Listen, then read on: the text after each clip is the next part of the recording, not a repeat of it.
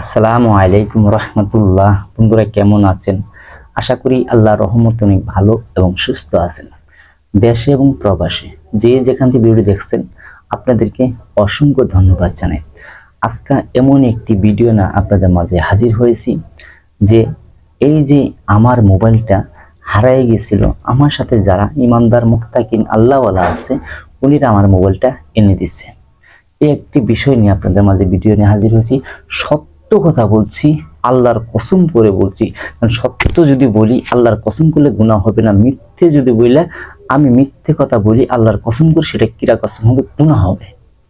দেখবেন কিছু আলেম সমাজ কিন্তু সত্য কথাকে বলে আল্লাহর কসম করে বললাম আমি সত্য কথা বলছি, এটা হবে।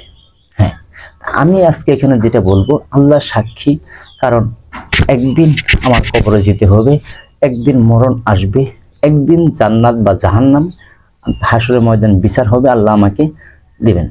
যদি আমি এখানে মিথ্যে বলে থাকি তাহলে আল্লাহ আমাকে জাহান্নামে নিক্ষেপ করবেন।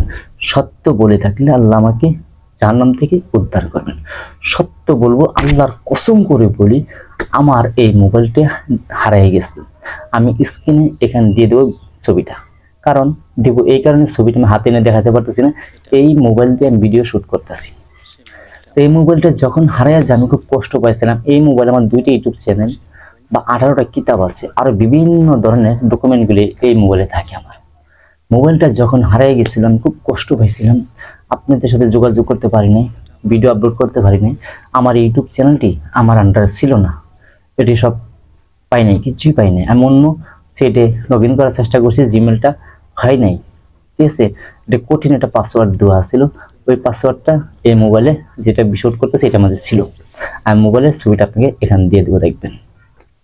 তো যাই হোক বন্ধুরা, মোবাইলটা কিভাবে আসলো, কিভাবে এনে দিল পরহেজগার ইমানদার আল্লাহওয়ালা আমার সাথে যারা আছে, ইমানদার মুত্তাকিন পরহেজগার আল্লাহওয়ালা সবে আমার আল্লাহর দয়াত আল্লাহর মায়াতে পাইছে, আল্লাহ তাআলা দিয়েছে আলহামদুলিল্লাহ। তো উনিরা আমাকে মোবাইলটা এনে দিছে। মোবাইলটা হারাইছে 1:30 থেকে বা 1:40-এর ভিতরে মনে হয় থাকবে। তো যখন আমি পকেটে হাত দিয়ে মোবাইলটা আমি পাই না, কষ্ট পাইছিলাম, তখন খুব খোঁজাখুঁজি করছি, খুব কষ্ট পাইছি। যা আমার 5 লক্ষ টাকা হারালে কষ্ট পাইতাম না। অনেক দিন কষ্ট করে আমার এই চ্যানেল, 2টা ইউটিউব চ্যানেলটা আমি দাঁড় করাইছি, সবই আপনাদের ভালোবাসাই। যাই হোক বন্ধুরা, এই মোবাইলটা কিভাবে আমার হাতে আসলো, কিভাবে পাইলাম, তা আমি খুব টেনশনে বা কষ্টে আছি। আমার সাথে যারা ছিল উনিরা মাগরিবের সময় এসে বললো, তুমি চিন্তা করো না, তো মোবাইলটা 3 দিনের ভিতরে আমরা এনে দিব বললো। তারপর তো মন মানতেছে না। তারপরে কি 8টা বাজে উনিরা বললো, চিন্তা করো না, মোবাইলটা আজকেও আসতে পারে। তখন আমার তো ঘুম হয় না, রাত বাজে 2টা, ঘুম আসে না। যখন রাত 2:13 হইল, মোবাইলটা মাথার কাছে এনে ফেলে দিল, ফ্লোরের মধ্যে ফালাই দিল। আমি তো চমকে গেছি, মোবাইলটা সদ্য হয়েছে দেখে ভাই আমার অন্তরে এত শান্তি বিরাজ করছে, আমার আল্লাহ জানে, আমার আল্লাহ জানে। যাই হোক, মোবাইলটা উদ্ধার করে এনে দিল। কিভাবে এনে দিছে, কি ঘটনা ঘটছে সেটা একটু বলবো। যে যেই মোবাইলটা পাইছে সে আমার বাড়ি, আমি যেখানে থাকি তার দক্ষিণ পাশে থাকে। তার বয়সটা বেশি না, অল্প বয়সী একটি ছেলে মোবাইলটা পাইছে। পাওয়ার পরে এই মোবাইলটা বন্ধ করে উনি স্ত্রীর কাছে দিছে। উনি স্ত্রী করছে মোবাইলটা টাঙ্গিয়ে তালা মেরে থয়ে দিছে। যখন উনি গেছে, ঘুমায় গেছে, সবাই গেছে, উনি স্বামী ঘুমাইতেছে, তখন ওই মহিলার শরীরে উনি প্রবেশ করছে, ঢুকছে।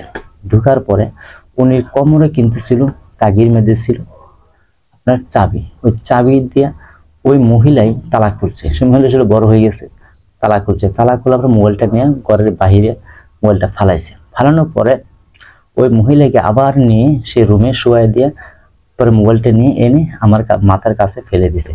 যখন ভাই মোবাইলটা পাইছি, কি যে শান্তি পাইছি আমার আল্লাহ জানে।